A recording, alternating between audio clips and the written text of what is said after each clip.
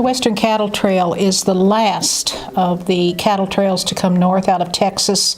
There were basically 4 south to north trails out of Texas starting in about 1846.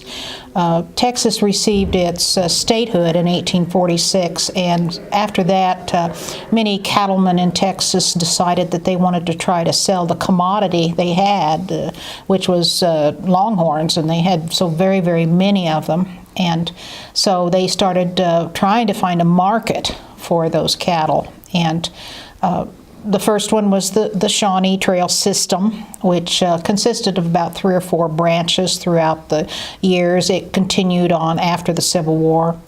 Then in 1866, the Goodnight started his series of trails. Overall, he blazed about 5 different branches of that Goodnight Trail. It basically went up through New Mexico and Colorado. And then the Chisholm Trail, which most people are familiar with, followed the Shawnee Trail in Texas and then went up through Indian Territory and later became known as the Chisholm Trail, basically in northern Oklahoma and Kansas. But the last one, and the biggest one of all, was the Western, and it started in 1874, and it was further west than the Shawnee and the Chisholm, and it went up by way of Dodge City and up through Nebraska and all the way up into the Dakotas, Wyoming, Montana, and even into Canada. And because it was the last one, by that time, cattle drives had become a real industry, had become quite sophisticated. Contractors, government contracts, and so forth. And so it carried around 6 million cattle and lasted longer, and of course went further than any of the other cattle trails.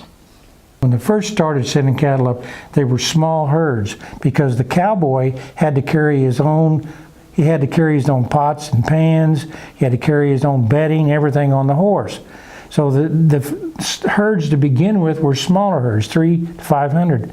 And as they went up the trail, each cowboy had to build a fire, share one with his buddy or whatever, and then he'd have to pack it all up, carry it the next day. So he had a small bedroll. Everything he did had to be done in real small portions.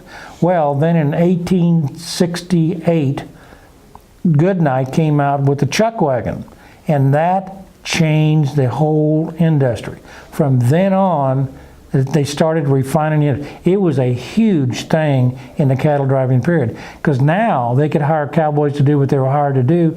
That was to herd cattle. Their bedroll was in the chuck wagon. They had a cook to cook their meals. It was more systemized, and the herds grew. Most of the herds went up to about 2,500 to 3,000, and they went north.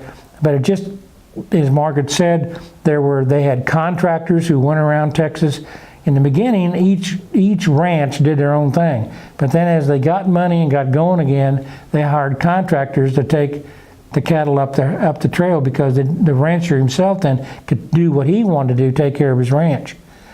So it just developed in stages. And by the time it got to the Western, they had that really refined. They knew how many they need, how many they could take up, which was the most efficient, how many miles to go each day.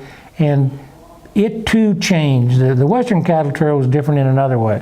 The Shawnee Trail and the Chisholm Trail, for the most part, were destination oriented. They went to where there was a railroad, so they could be put on a railroad and shipped out. The Western was different. They crossed a lot of rails going north because they had a different purpose. In my opinion, the biggest cow town in the whole system of any of the trails was Ogallala, Nebraska. Because at Ogallala, Nebraska, they had choices. If they came up the Shawnee or they came up the Chisholm, or even to some extent with a Goodnight, they went to the rail siding, they shipped them out of there, or they sold them to local ranchers. But the Western came up the trail. When they got to Ogallala, if they hadn't sold some in Dodge, they went up to Ogallala. They had buyers in there from the meat packing plants back east would come in there and buy cattle. They had the United States government in there, the Army, buying cattle for the Indians on the reservations. And then you had the ranchers They were from the plains. The buffalo were gone by now, so they had this huge expanse of grassland out there with nothing on it. They wanted to build ranches.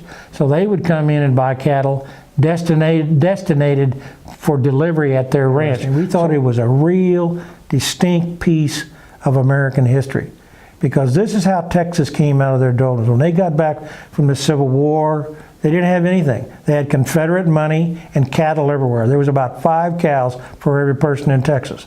So, you know, they had to do something to make money.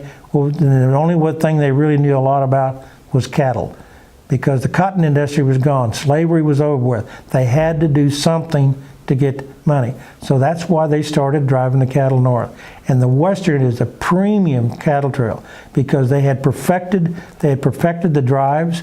They had a market out there, more than one market. They had 3 basic markets, and when they drove them north, they had to put up with the same things ranchers do today. There was high prices, low prices, there were drought years, wet years, all the same thing. But nevertheless, they could drive these cattle north because there was a market in the north that wasn't in Texas.